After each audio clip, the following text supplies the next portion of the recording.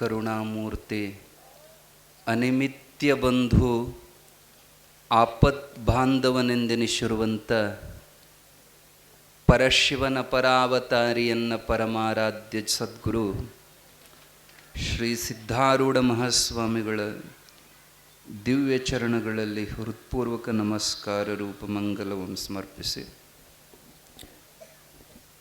ತತ್ಸ್ವರೂಪರಾಗಿರುವ ಸ್ಥಿತಪ್ರಜ್ಞ ಮೌನ ಯೋಗಿ ಶ್ರೀಮದ್ ಜಗದ್ಗುರು ಗುರುನಾಥಾರೂಢ ಮಹಾಸ್ವಾಮಿಗಳ ದಿವ್ಯ ಚರಣಗಳಲ್ಲಿ ಎಲ್ಲದಕ್ಕಿಂತ ಮುಖ್ಯವಾಗಿ ಅವುಗಳು ಕೇಳಬೇಕು. ಮಹಾತ್ಮರ ಚರಿತ್ರೆ ತಾಯಿಗಳು ಕೇಳಬೇಕು. ನಿಮ್ಮಿಂದನೇ ಪ್ರಜೋತ್ಪತ್ತಿ, ನಿಮ್ಮಿಂದನೇ ಮಕ್ಕಳಿಗೆ ಸಂಸ್ಕಾರ, ನೀವೇ ಮೊದಲ ಗುರುಗಳು. ತಾಯಿ ತಾನೇ ಮೊದಲ ಗುರುವು ಅನಿಸ್ತತಿ. ನಮ್ಮ ಮಕ್ಕಳು ಅದ್ಭುತ ಇರ್ಬೇಕಂತ. ಅವಾಗ ಹಾಡು ಹೇಳ್ತಿದ್ರು, ಹಿಂದೂಸ್ತಾನವು ಎಂದು ಮರೆಯದ ಭಾರತ ರತ್ನವು ಜನ್ಮಿಸಲಿ. ಹೌದಲ್ಲ, ನನ್ನ ಹೊಟ್ಯಾಗ ಇಂಥ ಮಗ ಹುಟ್ಟಬೇಕು, ಎಲ್ಲರೂ ನನ್ನ ಮಗಗೆ ಕಿಮ್ಮತ್ತು ಕೊಡಬೇಕು. ಅದ್ರ ಗುಟ್ಟು ಹೇಳ್ತೀವಿ ಕೇಳ್ರಿ. ನಿಮ್ಮ ಮಕ್ಕಳು ಮನಿ ಮುದ್ದು ಊರು ಮುದ್ದು ಅಂತ ಎರಡು ನಮೂನಿ ಮಕ್ಕಳು ಇರ್ತಾವೆ. ಮನಿ ಮುದ್ದು ಅಂದ್ರೆ ಅವ್ರ ಮನೆ ಮಂದಿಗಟ್ಟ ಮುದ್ದವು, ಮಂದಿ ಮನೆಯವ್ರು ಅವನ್ನ ನೋಡಿದ್ರೆ ಎತ್ಕೋಬಾರ್ದವು. ಹೆತ್ತವ್ರಿಗೆ ಹಗಡು ಮುದ್ದನ್ನಂಗೆ ಊರು ಮುದ್ದಂತಿರ್ತಾವೆ. ಒಂದಿಷ್ಟು ಯಾರು ನೋಡಿದ್ರು ಎತ್ಕೊಂಡು ಮುದ್ದಾಡ್ಬೇಕು ಅನ್ನಿಸ್ತದೆ. ಅಂಥ ಒಳ್ಳೆ ಸಂಸ್ಕಾರ ಇರ್ತದೆ ಕೆಲವು ಮಕ್ಕಳಿಗೆ. ಇನ್ನೊಂದು ತೊಡೆ ಇರ್ತಾವೆ ನೊಣ ಮುದ್ದು, ಅವಕ್ಕೆ ನೊಣ ಅಂದ್ರೆ ಭಾಳ ಪ್ರೀತಿ. ನಮ್ಮ ಮಕ್ಕಳು ಎಲ್ಲರೂ ಮೆಚ್ಚುವಂಗೆ ಆಗಬೇಕಂದ್ರೆ ಏನು ಮಾಡಬೇಕು? ಇದನ್ನು ಲಕ್ಷ್ಯ ಕೊಟ್ಟು ಕೇಳ್ರಿ. ದೊಡ್ಡವರಾದ ಮೇಲೆ ನಮ್ಮ ಕಡೆ ಕರ್ಕೊಂಬರ್ತಾರೆ ಭಾಳ ಜನ. ಅಪ್ಪವ್ರೇ ನಮ್ಮ ಹುಡುಗ ಹಾದಿ ಬಿಟ್ಟಾನ್ರಿ, ಅಪ್ಪವ್ರೇ ನಮ್ಮ ಹುಡುಗಿ ಹಾದಿ ಬಿಟ್ಟಾಳ್ರಿ, ಒಂದಿಷ್ಟು ನೀವೇನಾರ ಆಶೀರ್ವಾದ ಮಾಡ್ರಿ. ಗಿಡವಾಗಿ ಬಗ್ಗದ್ದು ಮರವಾಗಿ ಬಗ್ಗೀತೆ. ಅವು ಎಳಕಿದ್ದಾಗ ಅವು ಕೊಡ್ಬೇಕಾದಾಗ ಸಂಸ್ಕಾರ ಕೊಡಲಿಲ್ಲ ಅಂದ್ರೆ ಮುಂದೆ ಹಾದಿ ಬಿಡೋದ. ಅವು ಹೊಟ್ಟೆಯಾಗಿದ್ದಾಗ ನೀವು ಮೊಬೈಲ್ ನೋಡಿದ್ರಿ, ಮನಿಹಾಳ ಧಾರಾವಾಹಿ ನೋಡಿದ್ರಿ, ಮನಿಹಾಳ ಬುದ್ಧಿ ತಲೆಯಾಗ ಹೋತಂದ್ರೆ ಹೊಟ್ಟೆಯಾಗಿದ್ದವಕ್ಕೆ ಅದ ಬುದ್ಧಿ ಬರ್ತೈತಿ. ಇದು ಲಕ್ಷ್ಯ ಕೊಡ್ರಿ. ಇದು ತಮಾಷೆ ಮಾತಲ್ಲ, ಇದು ಋಷಿ ಮುನಿಗಳಿಂದ ಸಿದ್ಧವಾದ ಮಾತು. ನಿಮ್ಮ ಗರ್ಭದಾಗ ಏನು ಕೂಸು ಇರ್ತತಿ, ಅದು ಭಾಳ ಮಹತ್ವದ ಸಮಯ. ಆ ವೇಳೆದೊಳಗೆ ಜಗದ್ಗುರು ಸಿದ್ಧಾರೂಢ ಕಥಾಮೃತ ಗ್ರಂಥ ಪಾರಾಯಣ ಮಾಡಬೇಕು. ಹೊಟ್ಯಾಗ ಕೂಸು ಮೂಡೇತಂತ ಗೊತ್ತಾದಾಗಿಂದ ಆ ಕೂಸು ಹೊರಗೆ ಬರೋತನ ದಿನಾ ಒಂದು ಅಧ್ಯಾಯ ಬಿಡದಂಗೆ ಸಿದ್ಧಾರೂಢ ಚರಿತ್ರೆ ಹೋದರೆ ಸಿದ್ಧಾರೂಢನಂತ ಮಗ ಹುಡ್ತಾನೆ. ಯಾಕೆ? ಏನು ಚಿಂತನೆ, ನೀವು ಏನು ಉಣ್ತೀರಿ ಅಂಥದೇ ಬುದ್ಧಿ ತಯಾರಾಕತಿ. ಆ ಹೊಟ್ಯಾಗಿದ್ದಾಗ ಚಲೋ ಉಣ್ಣಬೇಕು, ಮಾಂಸ ತಿನ್ನಬಾರ್ದು.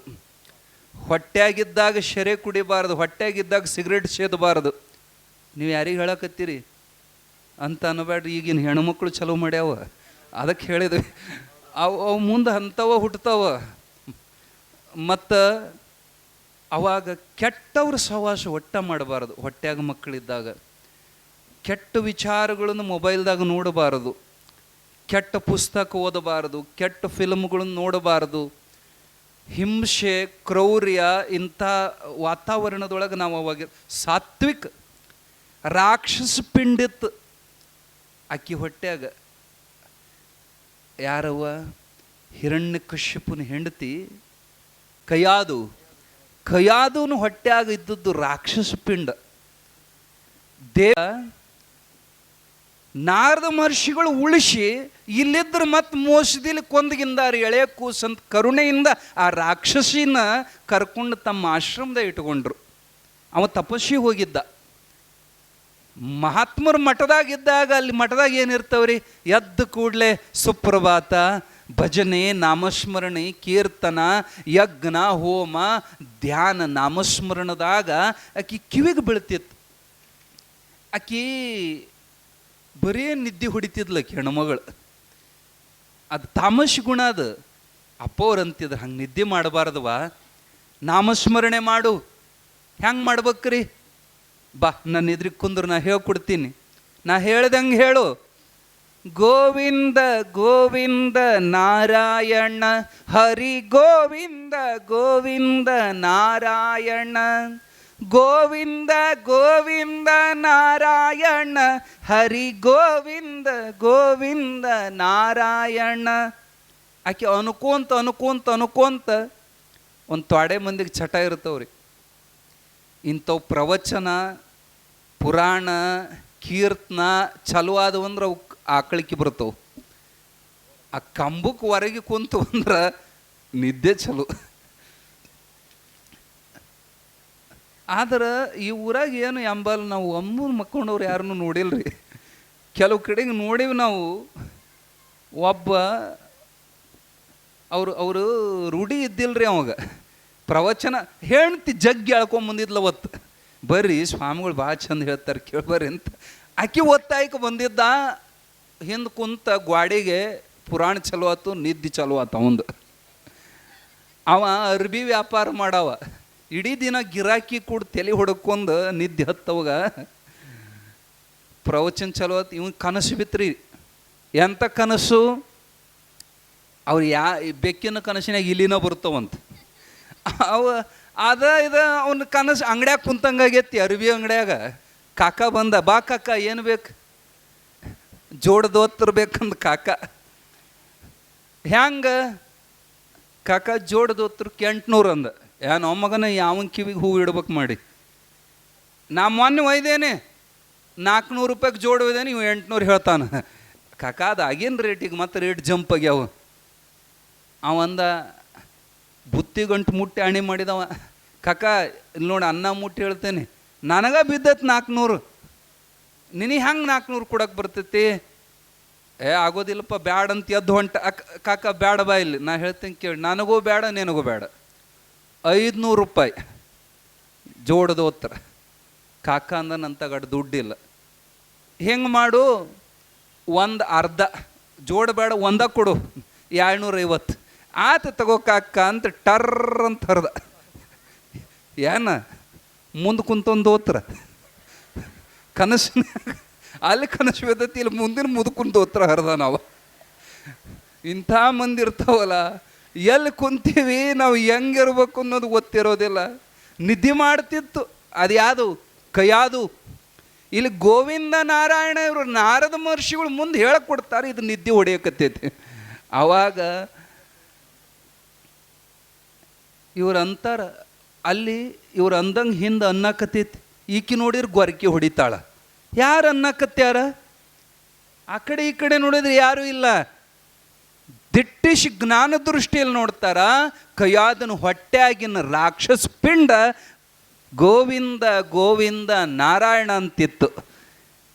ಅವ ಹುಟ್ಟಿದ್ದ ರಾಕ್ಷಸರ ಹೊಟ್ಟೆಯಾಗಿರ್ಬೇಕು. ಖರೆ ಗರ್ಭವತಿ ಇದ್ದಾಗ ಋಷಿಗಳ ಸಂಘ ಮಾಡಿದ್ದಕ್ಕೆ ಅವ ಹುಟ್ಟಿ ಬಂದ. ಅವನೇ ಭಕ್ತ ಪ್ರಹ್ಲಾದ. ಎಂಥ ಮಹಾತ್ಮ ಹುಟ್ಟಿ ಬಂದ. ಯಾಕೆ ಈ ಮಾತು ಒತ್ತಿ ಹೇಳಕತ್ತೇವೆ ಅಂದ್ರೆ, ನಾವು ಎಷ್ಟು ಬಡ್ಕೊಂಡ್ರು ದೊಡ್ಡವಾದ ಮೇಲೆ ಅವು ಬದಲಿ ಮಾಡೋಕ್ಕೆ ಆಗೋದಿಲ್ಲ. ಮುತ್ತನಂಥ ಮಕ್ಕಳು ಹುಟ್ಟಬೇಕಾದ್ರೆ, ಸಿದ್ಧಾರೂಢಪ್ಪನಂಥ ಮಕ್ಕಳು ಹುಟ್ಟಬೇಕಾದ್ರೆ ಹೊಟ್ಟೆಲಿದ್ದಾಗ ಭಗವಂತನ ಚಿಂತನೆ ಮಾಡ್ರಿ. ಸಿದ್ಧಾರೂಢ ಪುರಾಣ ದಿನ ಒಂದು ಅಧ್ಯಾಯ ಓದ್ರಿ. ಆ ಮಕ್ಕಳಿಗೆ ಸಣ್ಣಕ್ಕಿದ್ದಾಗಿಂದ ಅವಕ್ಕೆ ಈ ಸಂಸ್ಕಾರ ಕೊಡ್ರಿ, ಅವು ಬದಲಿ ಆಗ್ತವೆ. ಪುಣ್ಯಾತ್ಮರೇ, ನಿಮ್ಮೆಲ್ಲರ ನೆಚ್ಚಿನ ಚರಿತ್ರ ನಾಯಕ ಸಿದ್ಧಾರೂಢರದ್ದು ಒಂದು ಪ್ರಸಂಗ ಹೇಳ್ತೀವಿ ನಿಮಗೆ. ಅವ್ರು ಇನ್ನೂ ಎಳಕಿದ್ದಾಗ ತೊಡೆ ಮ್ಯಾಲ ಕೂಸು ಹಾಕ್ಕೊಂಡು ಅಮ್ಮ ಹಾಲು ಕುಡಿಸ್ತಿದ್ಲು. ಅಪ್ಪಗಳು ವೀರಭದ್ರ ಸ್ವಾಮಿಗಳು ಅವ್ರ ಕುಲಗುರುಗಳು ಹೇಳಿದ್ರು, ಅಮ್ಮ 2 ಮಕ್ಕಳು ಮೊದಲಿನೋ ಜೋಪಾನ ಮಾಡಿದ್ದು ಬೇರೆ, ಇವ ಬೇರೆ ಅದಾನಮ್ಮ. ಜಗತ್ ಪ್ರಸಿದ್ಧ ಆದಂದ್ರೆ ಕುಲಗುರುಗಳು ಹೇಳಿದ್ರು, ಅಮ್ಮ ಅವು 2 ಮಕ್ಕಳು ಜೋಪಾನ ಮಾಡಿದ್ದು ಬೇರೆ, ಇವು ಬೇರೆ. ಇವ ಸಾಕ್ಷಾತ್ ಶಿವ ಅದಾನ. ಶಿವಪೂಜೆ ಮಾಡುವಾಗ ಲಿಂಗದ ಮೇಲೆ ನೀರು ಹಾಕುವಾಗ ಏನಂತೀವಿ? ಶಿವಾಯ ನಮಃ ಶಿವಾಯ ನಮಃ ಶಿವಾಯ ನಮಃ ಅನ್ಕೊಂತ ಲಿಂಗಕ್ಕೆ ನೀರು ಹಾಕ್ತೀವಿ. ಎಡಿ ಮಾಡುವಾಗ ಅದಕ್ಕೆ ಉಣಿಸುವಾಗ ಲಿಂಗಕ್ಕೆ ಹೆಂಗೆ ಶಿವಾಯ ನಮಃ ಅನ್ಕೊಂತ ಉಣಿಸ್ತೀವಿ, ಹಂಗೆ ಸಿದ್ಧಾರೂಢಗೆ ಹಾಲು ಕುಡಿಸುವಾಗ ಶಿವಾಯ ನಮಃ ಶಿವಾಯ ನಮಃ ಅನ್ಕೊಂತ ಹಾಲು ಕುಡಿಸ್ಬೇಕು ತಾಯಿ. ಅದೇ ಪ್ರಕಾರ ಆ ಕೂಸಿಗೆ ಕೇಳುವಂಗೆ ದೇವು ಮಲ್ಲಮ್ಮ ತೊಡೆ ಮ್ಯಾಲೆ ತಗೊಂಡು ಶಿವಾಯ ನಮಃ ಶಿವಾಯ ನಮಃ ಶಿವಾಯ ನಮಃ ಅನ್ಕೊಂತ ಹಾಲು ಕುಡಿಸ್ತಿದ್ಲು. ಆನಂದದಿಂದ ಅದನ್ನು ಕೇಳ್ಕೊಂತ ಹಾಲು ಕುಡಿತಿತ್ತು. ನೋಡೋಣ ಅಂಥೇಳಿ ಅಮ್ಮ ಅನ್ನೋದು ಬಂದ್ ಮಾಡಿದ್ಲಂದ್ರೆ ಅವ ಹಾಲು ಕುಡಿಯೋದು ಬಿಟ್ಟು ಅಮ್ಮನ ಮಾರಿ ನೋಡ್ಕೊಂತ ನಿಲ್ತಿತ್ತದು ಕೂಸು. ಮತ್ತು ಶಿವಾಯ ನಮಃ ಅನ್ನಕತ್ಲಂದ್ರೆ ಮತ್ತೆ ಬಾಯಿ ಹಚ್ಚಿ ಹಾಲು ಕುಡಿತಿತ್ತದು. ಆ ಸಣ್ಣಕ್ಕಿದ್ದಾಗನ ಅದಕ್ಕೆ ಆ ಕೊಟ್ಟ ಸಂಸ್ಕಾರ ಬರೀ ಹಾಲು ಕುಡಿಸ್ಲಿಲ್ಲ, ಆ ಮಂತ್ರ ಸಹಿತ ಹಾಲು ಕೊಟ್ಟದ ಪ್ರಭಾವ ಇಡೀ ಭಾರತ ದೇಶದ ಮೂಲೆ ಮೂಲೆ ಪಾದಯಾತ್ರೆ ಮಾಡಿದ್ರೆ ಸಿದ್ಧಾರೂಢರ ಕಾಲು ಸೋಲಲಿಲ್ಲ. ಇಡೀ ಭಾರತ ತಿರುಗಾಡಿದಾರ, ಅವ್ರ ಕಾಲು ಸೋಲಿಲ್ಲ. 1 ಸರಿ ಅಲ್ಲ, 2 ಸರಿ ಅಲ್ಲ, 3 ಸರಿ ವಿಷ ಕೊಟ್ಟು ಸಿದ್ಧಾರೂಢರಿಗೆ ಯಾವ ವಿಷನೂ ಸಿದ್ಧಾರೂಢರಿಗೆ ಏನೂ ಮಾಡಲಿಲ್ಲ. ಅದು ಅವ್ವ ಕುಡಿಸಿದ ಮಂತ್ರದ ಹಾಲಿನ ಪ್ರಭಾವ. ನೀವು ಟಿ ವಿ ನೋಡ್ಕೊಂತ ಹಾಲು ಕುಡಿಸ್ತೀರಿ, ಮೊಬೈಲ್ ನೋಡ್ಕೊಂತ ಹಾಲು ಕುಡಿಸ್ತೀರಿ, ಅವಕ್ಕೂ ಮೊಬೈಲ್ ಕೊಟ್ಟು ಹಾಲು ಕುಡಿಸ್ತೀರಿ. ಅವು ಮುಂದೆ ಬ್ಯಾರೇನೇ ಹಾಕೋ ಬಾಟ್ಲಿ ಹಾಲು ಕುಡ್ತಾವ. ಸಣ್ಣಕ್ಕಿದ್ದಾಗ ಮುಂದೆ ಬಾಟ್ಲಿ ತೊಗೊಂಡು ಓಡಾಡ್ತಾವ. ಎದೆ ಹಾಲು ಕುಡಿಸ್ಬೇಕು. ಅದರ ಜೊತೆಗೆ ಮಂತ್ರ ಅನ್ಕೋಂತ ಭಗವಂತನ ನಾಮಸ್ಮರಣೆ ಜೊತೆಗೆ ಆ ಸಂಸ್ಕಾರ ಕೊಡ್ರಿ, ನಿಮ್ಮ ಮಕ್ಕಳು ಬದಲೇ ಆಗ್ತವ. ಆದರೂ ನಾವು ಹೊಸದಾಗಿ ಬಂದು 2 ದಿನಕ್ಕೂ ಈಗಿಗೂ ಭಾಳ ಸುಧಾರಣೆ ಆಗ್ಯಾವ ಮಕ್ಕಳು. ಅದನ್ನು ಹೇಳಕ್ಕೆ ಮತ್ತೆ ಹೇಳಿದ್ವಿ. ಇದನ್ನೆಲ್ಲ ಎಷ್ಟು ಗದ್ದಲ ಮಾಡ್ತಿದ್ದು, ಇದು ಹ್ಯಾಂಗಪ್ಪ ಇಲ್ಲಿ ಪುರಾಣ ಹೇಳೋದನ್ನಂಗಾಗಿತ್ತು. 3-4 ದಿನದಾಗ ಹುಡುಗರು ರಿಪೇರಿ ಆಗ್ಯಾವ, ಮುಂದೆ ದೊಡ್ಡವರು ರಿಪೇರಿ ಹಾಕಾರ. ಇರಲಿ, ಅವತಾರ ತೊಗೊಂಡಾರಂತ ತಿಳ್ಕೊಬೇಕು ಶಿಷ್ಯ, ಕರೆ ಶಿಷ್ಯ. ಒಂದೀಟು ಬೈದು ಕೂಡಲೇ ಏನೋಪ್ಪ ಸ್ವಾಮಿ ಎಷ್ಟು ಸಿಟಕದಾನ. ಮೊದಲು ಈ ಅಜ್ಜರು ಹಿಂಗಿದ್ದಿಲ್ಲ, ಯಾಕೋ ಭಾಳ ಸಿಟಕಾಗಿ.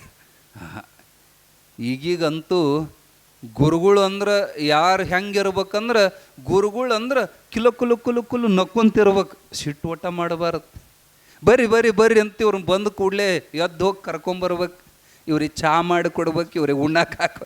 ನಮ್ಮ ಗುರುಗಳು ಭಾರಿ. ಯಾಕೋ ಗುರುಗಳು ಮಾತಾಡಿಸ್ಲಿಲ್ಲ ಅಂದ್ರೆ ಏನೋ ಪಾಪ ಅವ್ರ ಗದ್ದಲ. ಸ್ವಾಮಿ ಸ್ವಕ್ಕೆ ಬಂದೈತಿ, ಇವ ಕರೆ ಶಿಷ್ಯ ಅಲ್ಲ.